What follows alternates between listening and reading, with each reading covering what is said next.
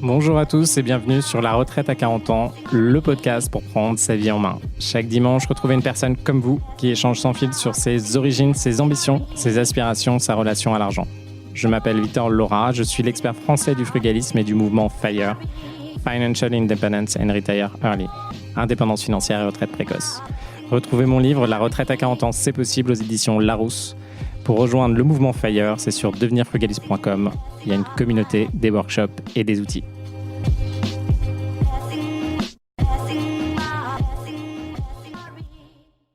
Bonjour à tous et bienvenue dans un nouvel épisode de La Retraite à 40 ans. Aujourd'hui, on va parler de la motivation et de comment garder sa motivation. Alors déjà, je vais revenir sur quelque chose de très concret. C'est sûr que vous avez des moments de doute. Et là, je reprends Adrien. Adrien qui est dans mon programme de business, il fait entre 3 à 5 000 euros de revenus récurrents grâce à un SaaS. Donc, c'est un logiciel en ligne où des personnes payent par abonnement. Et il sait qu'il peut atteindre son objectif de 10 000, de 30 000 euros par mois avec ce SaaS. Sauf que tous les jours, c'est difficile. Généralement, on regarde les histoires de loin. On voit quelqu'un qui crée ou qui rachète un projet, puis le développe et le revend. Et après, il dit, bon, bah voilà, j'ai 5 000, 10 000, 100 000, 1 million d'euros. Mais en fait, ce qu'on ne voit pas, c'est les moments de doute et les moments de souffrance. Et là, dans notre échange avec Adrien, il est seul. Et ce qu'il faut se dire à un moment, alors ça dépend où vous en êtes. Aujourd'hui, si vous êtes salarié, globalement, la journée, vous avez des personnes avec qui vous travaillez, etc. Si vous travaillez en équipe, vous avez des personnes avec qui vous travaillez la journée. Après, il y a l'élément, lorsque vous rentrez le soir et que vous faites vos investissements immobiliers ou vous faites votre développement de business, potentiellement, vous êtes seul, mais vous avez quand même eu, dans ce moment de journée, des personnes avec qui échanger. Par contre, lorsque vous passez de l'autre côté, que vous êtes entrepreneur, que vous développez votre boîte ou que vous faites de l'immobilier, vous vivez de l'immobilier, vous pouvez être très seul et ça manque ce contact humain qui apporte de l'énergie. Et finalement, votre seule performance dépend de vous. Donc, de toute façon, que vous soyez salarié, que vous soyez non salarié, il y a un moment, il faut réussir à tirer un maximum de soi-même pour réussir à atteindre ses objectifs. Vous êtes en capacité de faire énormément de choses. Et ça, je vous le confirme, vous êtes en capacité, là, en un an, de faire 1, 2, 3 acquisitions immobilières. Vous êtes en capacité en un an de créer une entreprise, de la reprendre, de la racheter. Vous êtes en capacité d'augmenter, de changer de boulot, de changer de vie. Tout est accessible en fait à vous, en face de vous. La seule limite concrètement en face de vous, c'est vous-même et votre faculté à avancer. On a tous des limites. Certains d'entre nous voient des choses négatives au long de la journée et quand on voit des choses négatives, on va se concentrer sur du négatif et attirer le négatif. Et d'autres vont finalement se laisser avoir en fait, par leur mental et ne pas réussir à passer à l'action. Et le gros trait commun entre nous tous, surtout si vous n'avez pas d'emploi du temps, donc on va parler du moment où vous n'avez pas d'emploi du temps, mais ça peut être le week-end par exemple, pour ceux d'entre vous qui font des investissements, c'est le réveil. Le plus important, c'est de réussir le matin à ne pas louper votre journée. Quand vous vous levez le matin, vous avez 2 directions. Imaginez un freelance, un entrepreneur, c'est tous les jours, il peut choisir tous les jours ce qu'il va faire. Donc en se levant le matin, il peut choisir soit de rien faire, soit de passer à l'action. Vous, ça peut être le samedi, ça peut être le dimanche, en fonction de vos contraintes. Et là, l'enjeu, c'est de ne pas louper ce moment au réveil. Vous vous réveillez et là, attention à l'activation du mental. Votre mental va commencer à se mettre en action, va commencer à avoir les doutes vont arriver, les craintes vont arriver, les peurs vont arriver. Et là, potentiellement, le stress qui va amener à la procrastination. Qu'est-ce qui se passe concrètement dans votre tête ? Dans la plupart des cas, pour la majorité d'entre nous, ce qui va se passer, c'est qu'on va se réveiller. Et tout de suite, le mental va s'activer en disant « Ok, aujourd'hui, il faudrait que je fasse ça, il faudrait que je fasse ça, etc. » Et en fait, progressivement, on va recréer la différence entre notre vie actuelle et la vie qu'on veut avoir avec l'ambition qu'on a. Donc potentiellement aujourd'hui, votre vie actuelle, vous n'avez pas d'investissement immobilier et vous voulez un investissement immobilier et ça c'est la différence. Votre vie actuelle, vous gagnez 5 000 euros par mois, vous voulez gagner 10 000 euros par mois. Votre vie actuelle, vous avez 8 000 euros qui va arriver ce mois-ci sur votre compte bancaire alors qu'il vous faut 30 000 euros pour financer vos budgets. En gros, peu importe où vous en êtes et peu importe qui vous êtes, vous avez potentiellement ce différentiel entre la vie que vous voulez et la vie que vous avez aujourd'hui. Qu'aujourd'hui vous ayez rien, qu'aujourd'hui vous ayez beaucoup, on arrive souvent dans ce système de différence entre la vie que vous voulez et la vie que vous avez aujourd'hui. Et là, la problématique, ce qui va se passer, c'est qu'à force de creuser ce différentiel-là, il y a plein de choses qui vont s'activer. Vous allez progressivement voir la différence. Donc là, par exemple, votre besoin, ce que vous avez envie, vous pesez 80 kg, vous avez envie, ou 90 kg, vous avez envie de peser 70 kg. c'est votre objectif parce que c'est ce que vous posiez quand vous aviez, je sais pas, la vingtaine.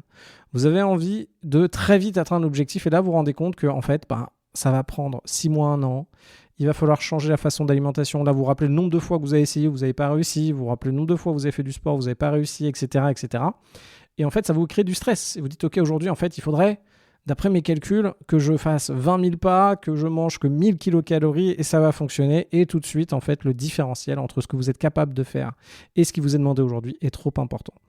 Du coup, là, il faut absolument... Et vous rentrez en mode procrastination. C'est-à-dire que vous avez créé tellement de dégâts chez vous, tellement de dégâts émotionnels, tellement de dégâts de ressenti. C'est-à-dire que vous êtes au fond de votre lit, vous n'avez même pas commencé votre journée. Il peut être 6h du matin, 7h, 8h, 9h. Je ne sais pas à quelle heure vous vous réveillez. Et là, tout de suite, vous rentrez dans une phase où, en fait, vous avez créé tellement de dégâts sur votre cerveau, tellement de dégâts émotionnels, vous êtes passé tellement en négatif d'un point de vue émotionnel qu'il faut catch-up ce négatif.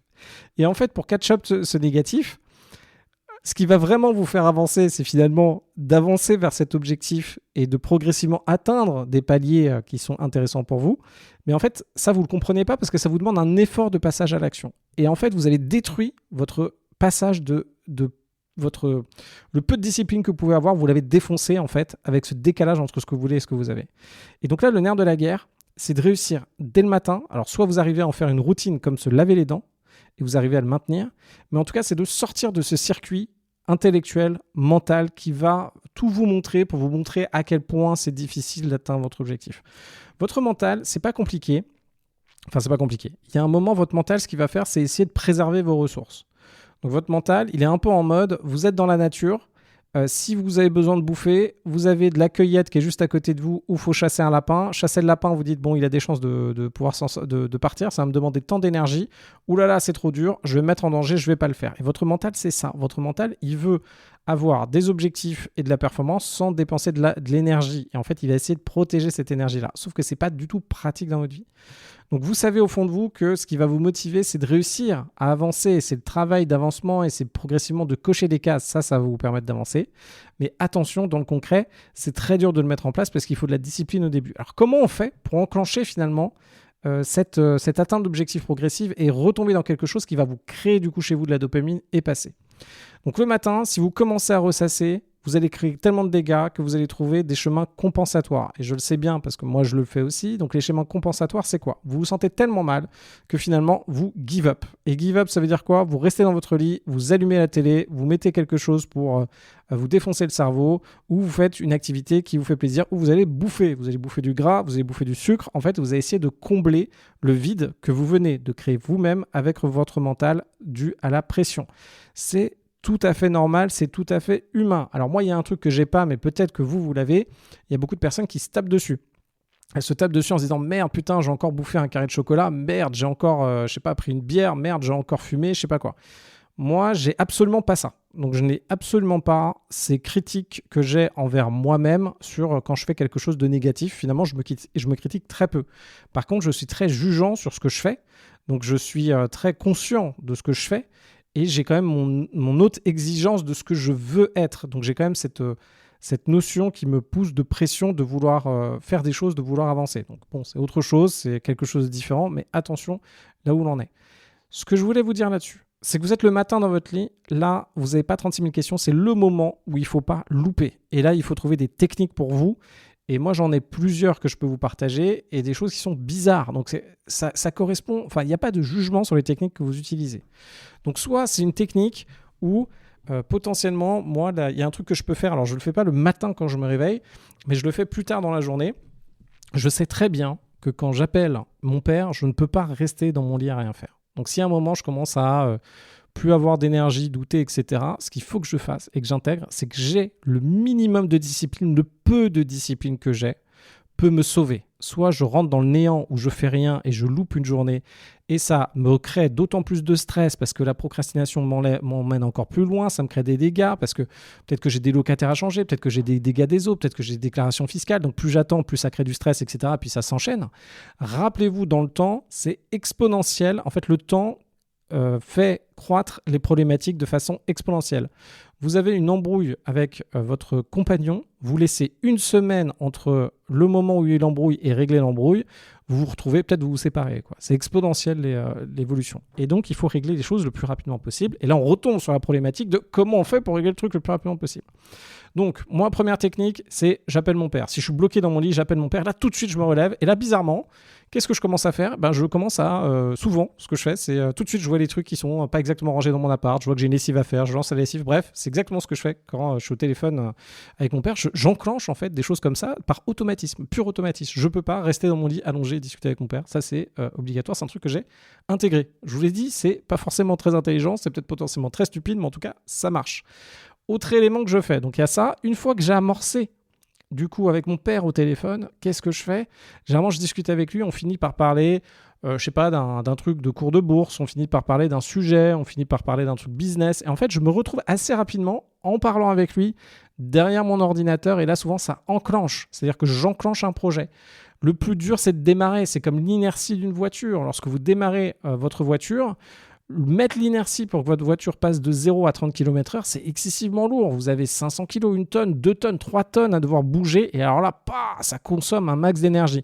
Alors qu'une fois que votre voiture elle est lancée à 30 km/h sur du plat, grosso modo, vous consommez beaucoup moins d'énergie parce qu'il y a déjà l'inertie de votre voiture qui roule. Vous avez juste à l'entretenir, à lutter contre la friction des pneus, à lutter contre l'air qui va repousser la voiture dans l'autre sens. Donc là, ça va fonctionner et ça va marcher plutôt bien. Donc j'ai cette première technique. Deuxième technique. Lorsque je suis au bout de ma vie, moi j'utilise beaucoup mes parents, c'est des Unfair Advantage. Je suis au bout de ma vie, j'ai un sujet à traiter qui me fait excessivement chier. Alors pour ceux qui ne me connaissent pas, moi un truc qui me fait excessivement chier dans la vie, c'est la compta et de passer mon temps à essayer de récupérer des échéanciers d'assurance avec des courtiers, d'essayer de récupérer ou de recontacter les impôts quand les impôts ils me surfacturent et ils m'expliquent que j'ai des logements vacants alors qu'ils ne sont pas vacants, que j'ai de recontacter je ne sais pas quoi, un fournisseur d'outils en ligne IA qui me permet de je sais pas quoi faire des photos, mais en fait il faut récupérer les invoices, etc. Ça me coûte excessivement beaucoup d'énergie. Alors comment je fais aujourd'hui pour régler ça ? J'ai deux techniques. Soit dans mes entreprises, j'ai des personnes en charge de l'administratif et financier. Et du coup là, j'ai un rendez-vous avec eux. Donc j'ai un rendez-vous bloqué d'1 heure, simplement parce que tout seul, je suis incapable de prendre 1 heure de mon temps et d'envoyer des factures de l'année, de vérifier que tout est fait. Pourquoi ? Ça me prend trop d'énergie. Mon énergie est autre part. Vu que ça me prend trop d'énergie, j'ai un rendez-vous avec une personne 1 heure que je paye qui va me faire bosser. J'arrive à ce stade-là où la personne va être en face de moi et va me dire « Victor, il faut tel truc, tel truc, tel truc ». Et en fait, vu que la personne en face de moi vérifie ce que je fais, je vais le faire parce qu'il y a des éléments. Soit c'est automatisé, la personne peut directement avoir des redirections d'email, accès au compte, etc. Mais il y a toujours des bugs dans ces trucs-là. Et du coup, je peux renvoyer les éléments. Donc, j'ai 1 heure de bloqué avec la personne. Et sinon, je triche encore une fois. Quand je suis un peu au bout de ma vie, j'appelle. J'appelle qui ? J'appelle ma mère. J'appelle ma mère et je lui dis « Oui, salut, comment ça va ?» Et en fait, là, je la garde au téléphone et pendant qu'elle est au téléphone avec moi, je fais des choses et je peux potentiellement lui expliquer ce que je fais. Et là, elle me soutient. C'est un soutien émotionnel, un soutien dans l'opération, etc. Et de temps en temps, elle est juste au téléphone. Je peux répliquer le système avec mon père aussi. De temps en temps, il est juste au soleil, en train de lire en Bourgogne-Franche-Comté avec ses chats, ses poules. Et il est à côté de son petit lac, là, de sa petite mare. Et de temps en temps, il est au téléphone avec moi pendant que je suis en train de traiter des sujets. Ça peut être du création de contenu ou je sais pas quoi, ou des sujets qui me demandent de l'énergie. Donc en fait, je vais aller puiser l'énergie autre part avec des choses qui, moi, fonctionnent chez moi. Donc je suis au téléphone. Ça paraît vraiment stupide. La productivité, bien sûr, il y a des moments où je suis excessivement productif et j'arrive à faire beaucoup de contenu, à écrire, etc. Je repense à un moment, j'étais sur la plage à Dubaï, sur une plage à Dubaï en janvier. Et là, c'était un dimanche dans je ne sais plus comment ça s'appelle, un club, bref, un endroit où vous louez, là, ça coûte assez cher, vous vous mettez sur un transat. J'étais sur un transat d'une plage à Dubaï. Et là, j'avais un degré d'inspiration où j'écrivais, j'ai dû écrire une cinquantaine de posts là sur mon téléphone, assis sur cette plage. J'ai jamais été autant productif. Si j'arrivais à être aussi productif comme ça tous les jours, mais alors là, je serais le king du king de tout ça. Et ça a cartonné. Et derrière, ça a permis de générer 50 ou 100 000 euros de chiffre d'affaires, je crois. Mais du coup, ça, je ne l'ai pas tout le temps. Et en fait, le vrai nerf de la guerre, c'est les moments durs. Et en fait, ce qu'il faut se rappeler, c'est à quel point vous êtes en capacité de rebondir dans les moments durs. Les moments où tout va bien, il y a des moments où ça va très bien marcher pour vous. Vous allez appeler, ça va signer. Vous allez réussir à développer votre business. Vous allez réussir à trouver des opportunités. Là, c'est bien. En fait, vous n'avez quasiment rien à faire à part garder le rythme, c'est-à-dire ne pas trop abuser de votre énergie. Mais de l'autre côté, Ce qui va faire la différence, c'est quand vous êtes dans ces moments durs, en combien de temps vous allez réussir à rebondir. Donc attention à toujours pas vous mettre de la pression pour dire « Ok, il faut que je redémarre demain ». Il faut venir dans... En fait, vous avez l'esprit humain un peu particulier. Il faut vous rappeler d'un côté, faut voir quels sont vos outils de motivation au moment donné. Il y a des moments, les outils de motivation, ça va être de puiser dans le truc, ma vie est hard, ma vie est difficile et il faut que je trouve une solution. Donc là, ça peut être un moteur de temps en temps. Mais de temps en temps, attention, ce moteur de se battre contre la vie ou se battre contre ce que vous avez, ça ne marchera pas et ce sera contre-productif. Donc si vous êtes en manque d'énergie, si vous êtes un peu dans une autre dureté, là, peut-être là, ça ne marchera pas. Ce moteur, il faut se battre, etc., ne marchera pas à ce moment-là. Et là, il va falloir trouver plutôt, entre guillemets, du palliatif. Et là, ça va être les techniques que je vous donne aujourd'hui. C'est comment vous pouvez trouver un contexte, un contact des éléments pour que vous puissiez bosser, vous puissiez passer à l'action sans être dans le truc un peu de force et d'avancer fort. Et du coup, c'est ce dont je vous parlais. Donc, moi, je peux appeler mon père, je peux appeler ma mère. Et de temps en temps, je peux échanger aussi. Et ça peut être très fort. Un truc, moi, qui m'apporte beaucoup d'énergie, c'est de rappeler des personnes que j'ai pu aider, des amis, des partenaires dans le business, et j'échange avec ces personnes-là, là où elles en sont, ce qu'elles font et sur quoi elles sont confrontées. On a tous tendance à oublier, en tout cas moi c'est le cas, qu'on pense qu'on est exceptionnel et on pense qu'en étant exceptionnel, il n'y a que nous qui bavons dans la vie, il n'y a que pour nous que la vie est difficile. Alors que la réalité, ce n'est pas du tout le cas. Tout le monde est en train de galérer autour de vous. Moi, je vous le dis directement, dans ma vie, je galère par rapport à mes projets. Il n'y a rien qui est indolore. Repensez aux entrepreneurs. Vous avez des entrepreneurs qui sont très successful. Ils ont fait une boîte, ils l'ont vendu 10 millions et ils adorent l'entrepreneuriat. Ils adorent l'entrepreneuriat. Eux, créer des projets, réunir des personnes, réussir à faire que le projet arrive, réussir à que ça fasse de l'argent, que l'outil marche, que ce qu'ils avaient en tête, ça fonctionne. Ils adorent ça. Ils adorent. C'est vraiment comme créer quelque chose pour eux et ils adorent le faire. Et moi, je les vois, ces gens-là. Sauf qu'aujourd'hui, ils ont vendu leur boîte et ils se disent, est-ce que je remonte un projet ou pas ? Pourquoi ils ne remontent pas de projet alors qu'ils adorent ça ? En fait, pourquoi ils ne remontent pas de projet ? C'est simplement parce qu'ils savent la dureté et la difficulté de monter un projet et il ne faut pas le sous-évaluer. Monter un projet, avoir une boîte, ça veut dire que tous les jours, il faut vous battre. Tous les jours, il faut être sur le terrain, il faut avoir signé des clients, s'assurer que votre produit soit réglé. Quand il y a des changements informatiques, par exemple un langage ou des trucs de sécurité qui changent, etc., il faut le faire, des changements d'un point de vue légal. Quand vous avez des personnes qui travaillent avec vous, il faut les motiver, il faut rester avec elles, il faut s'assurer qu'on vous aille dans la bonne direction, il faut s'assurer d'avoir la bonne stratégie, etc. C'est un combat de tous les jours. Et en fait, l'entrepreneur, il adore le combat. C'est comme vous, en fait, vous adorez peut-être faire du tennis, vous adorez faire du badminton, du squash, etc. Vous avez peut-être ceux qui ont des physiques vraiment très... donc ils ont des physiques musclés, des physiques dessinés. Et ben c'est du travail. Si vous voulez garder un physique dessiné, dans la plupart des cas, c'est du travail tous les jours. C'est-à-dire que tous les jours, vous devez aller au CrossFit ou aller à la salle de musculation. Tous les jours, il faut faire attention à ce que vous mangez. Donc oui, vous avez les bénéfices de faire ça, mais c'est un travail de tous les jours. Pareil, ceux qui sont des stars à Hollywood, c'est pareil. Il y a une pression, ou comme quand vous faites de la K-pop, comme quand vous êtes sportif de haut niveau, vous avez une pression constante. Et vous, aujourd'hui, si vous regardez votre vie d'aujourd'hui, vous avez des pressions constantes sur ce que vous faites. La pression constante de vous lever le matin, la pression constante d'aller au bureau, d'atteindre des objectifs, de gérer les balles qui sont tirées à droite, à gauche d'un point de vue politique, de rester avec une dynamique, de l'énergie, etc., de prendre soin de votre santé. Bref, on a de la pression sur plein de choses. Donc en tout cas, vous avez toutes ces notions-là qui sont à mettre en place et qui sont à garder et à faire attention. Donc moi, je vous encourage à avoir des éléments qui vous motivent. Et après, on passera sur des matrices de sélection de ce que vous devez faire dans la vie pour vous assurer que c'est ce qui va vous apporter le plus rapidement possible. Mais en tout cas, trouvez des mécanismes. Pardonnez-vous, parce que de toute façon, ça ne sert à rien de vous apitoyer sur votre sort. Pardonnez-vous, trouvez des mécanismes pour passer rapidement à l'action, trouvez des choses qui fonctionnent et gardez le peu de discipline, gardez toujours de l'énergie. Rappelez-vous que vous devez garder un minimum d'énergie pour avoir la discipline qui va vous permettre de passer à l'action sur quelque chose qui va vous trigger en fait et qui va vous permettre de réavancer. Donc si c'est d'appeler votre père pour repasser à l'action, gardez un minimum d'énergie ou quand vous êtes au bout de votre vie, paf, vous appelez votre père, vous réfléchissez même pas, ne réfléchissez pas.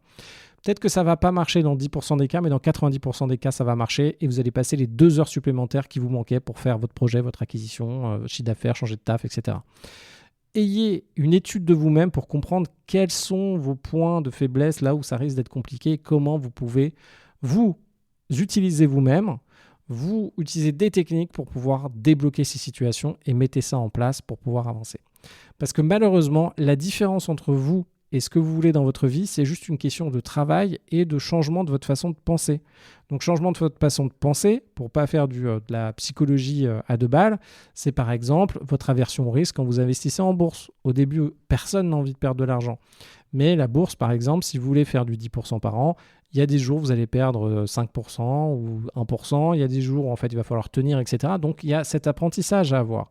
C'est pareil dans l'investissement immobilier. Au début, on veut tous acheter un appartement à Paris qui se loue super bien et qui fait du 1 000 € de cash flow. Mais en fait, ça ne marche pas. Donc, il va falloir aller un peu plus loin, changer, comprendre quelles sont les difficultés, comprendre comment ça marche. Et puis, au fur et à mesure de bosser, on va finalement acquérir des compétences et avancer. Donc, c'est exactement pareil. En tout cas, moi, je vous souhaite à tous de trouver vos mécanismes, de garder l'énergie que vous avez, de faire des activités qui vous apportent de l'énergie et de trouver ces éléments-là qui vont vous permettre en fait de travailler plus finalement sur des sujets et progressivement d'atteindre ce que vous voulez dans la vie. Je vous dis à très vite.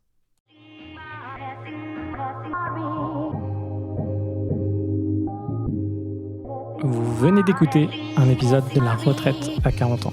N'hésitez pas à en parler autour de vous, à vous abonner, à rajouter 5 étoiles et à mettre un petit commentaire. Ça nous aide vraiment beaucoup. Pour être informé des nouveautés, rendez-vous sur devenirfrugaliste.com.